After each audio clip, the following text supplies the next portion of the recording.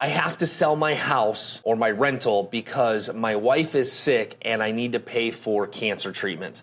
This is actually a call that I recently had. So welcome back to the Real Estate Revolution. I wanted to break this down of some options and some thoughts that either you as a seller or you as an agent really need to think through when there's an emotional potential sale on something. So I met with Jeff recently. He came through. He's a past client of one of my agents, one of my team members. And that was the conversation. It says, hey, Ben, I need to sell my house. And we bought it a couple of years ago. It's been a rental and it has a tenant in place currently. So let me break this situation down for you, and then I'm going to give you the 3 strategies that are not widely talked about or thought about because it has to do with financial literacy and thinking about how do I move the chess pieces. That's what I'm a master at, is moving the chess pieces and thinking outside the box, and that's what I hope you get out of this particular podcast and video. So you ready? Let's jump in. Let me just kind of outline this for you. So Jeff owns a property here in Phoenix, Arizona, actually in Peoria. It is a rental property. It's in a 55 plus community. We are currently in the summer, not a great time to sell in the 55 plus community. And it has a tenant in place that is there for the next 9 months, which can be a little problematic when selling a property because the lease in the state of Arizona stays with the property, right? Unless you can negotiate for the tenant to vacate the property or buy them out. So that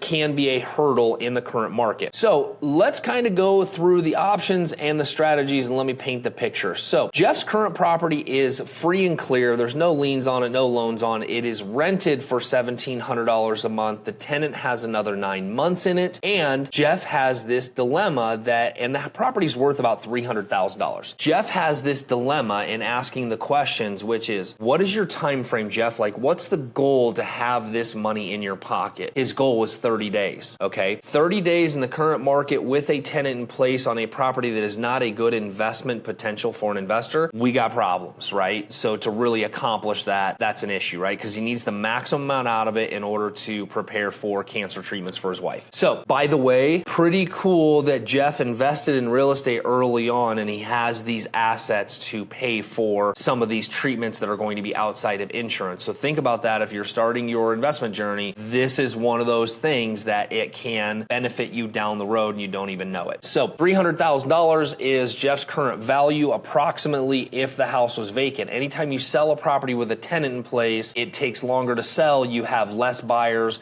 and it potentially causes financing issues for the new buyer, even if they could keep the tenant in there a little while. So, strategy. This is where most people stop, is strategy 1, which Jeff wants to sell the home in the next 30 days, which means putting it on the traditional market, working around the tenant's schedule, and trying to get to that price. It's probably, if Jeff wants retail out of this property, or if you want retail out of your house, selling it with a tenant in place with an emotional urgency is not going to create top dollar. If that emotional emergency is that urgent, you may have to sell at a discount, which we're going to get into that in just a second. So if Jeff sells his $300,000 property today, he's owned it for less than 2 years, it has been a rental property, he is going to have some capital gains. So $300,000, he's probably going to sell it for closer to $290 and about a 10% cost of sale. So technically he's going to be, $260, $270. Then the money, so from what he paid for it, $210 to that $260, $270 is the profit. Now keep in mind, he's going to be charged capital gains tax on that, so 20% of that profit is going to be taxed. Plus he has to recapture depreciation when you sell a rental property. So depending on how much he wrote off, he's going to have to recapture that in the sale. So let's say he has to recapture the depreciation for 2 years and he made $60,000. His rough tax liability on this, he's got a profit of about 80, is going to be about $20,000. So while he did net 260, 270, depending on where the sales price is, he's also going to have a $20,000 tax liability, taking his net profit somewhere into the 240, 230 range. Okay. Does that make sense? So those are some of the things that,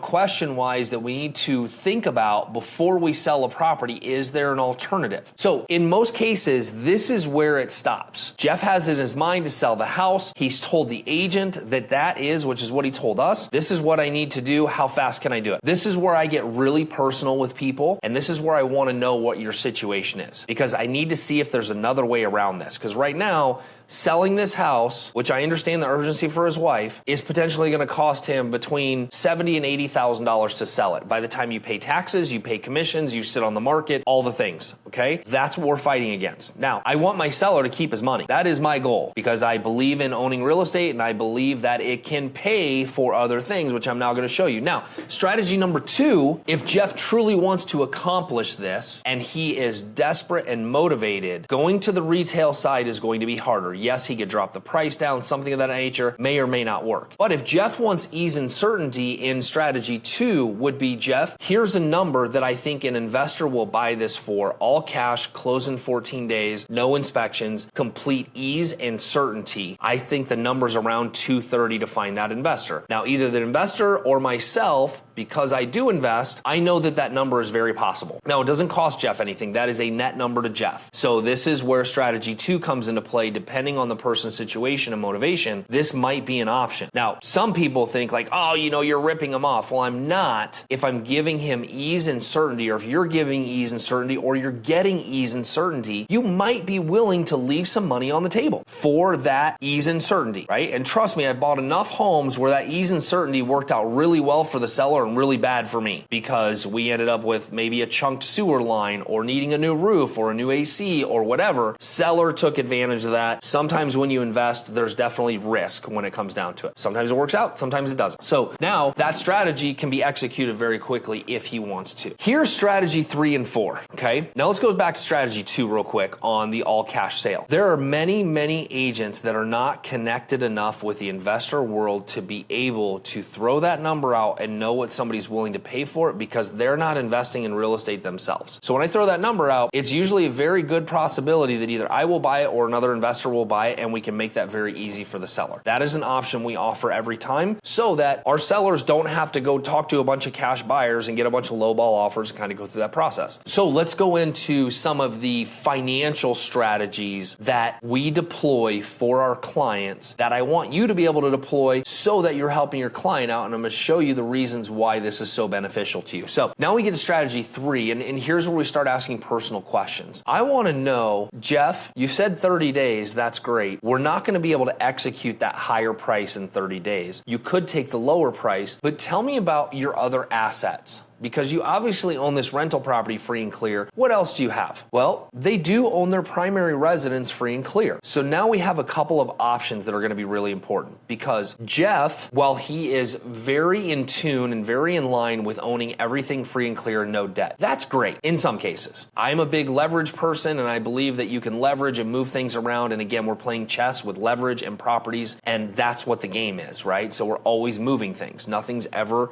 sitting. So Jeff has a free and clear rental property, which he could go through and do a cash out. He cannot do a HELOC on a non-owner occupied, and HELOC is a home equity line of credit, but he can do a cash out refinance on this. Now, when you do a cash out refinance on a rental property, there are a couple of things you need to understand. One, the banks will typically loan you between 65 and 75% of the appraised value. When you get an appraisal on a cash out refinance, they typically will come in lower than what maybe the estimated market value is because they're a little bit conservative on it. So be prepared for that. I told you $300,000 what the house is probably worth on the open market. The appraisal is probably going to come in somewhere between 280 and 290. Now, 70% of that 280, which is the number that I used, Jeff can pull $196,000 out at 7% interest. Your interest rate is always a point, or will be a point or a point and a half higher on a cash out refinance non-owner occupied. They just charge you more for it.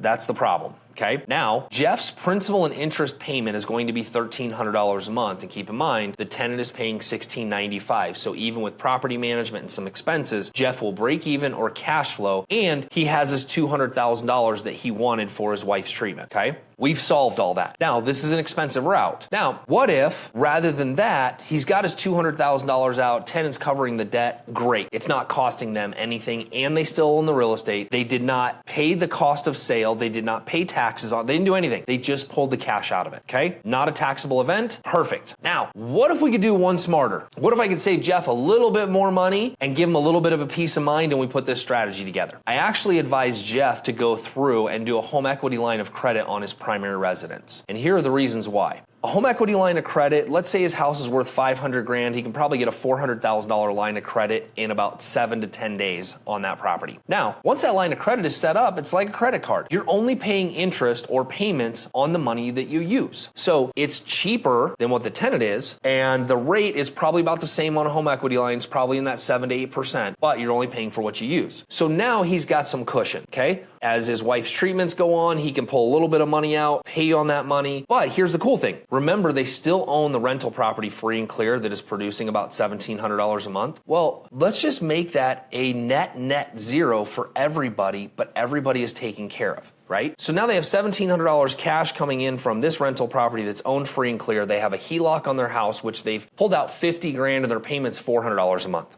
Okay. They still have this money that can offset whatever the expense is of this. So it's a wash. Here's why this is so important. The wash means that he utilized the piece of properties or properties he owns to borrow the money he needs while the tenant is actually paying for the loan. So he still owns the property. He didn't spend $60,000 in cost of sale and taxes to do it. He still has the equity in that property. He still owns it. He still has the tax benefits of owning it, and we're not selling it. He has the home equity line of credit, which gives him some savings grace with his wife, but it's also being paid for by the tenant. That's pretty great if you understand how to move the pieces. Now, what I've done for the seller is I've given them a couple of non-emotional options that allows them to pick and choose what is best for them. Now, how good does it feel to know that I have all these options, I have 4 strategies in front of me, which one is going to work the best, which one is going to make me feel the most comfortable, and how do I execute one of those? Now, if Jeff comes back and says, hey,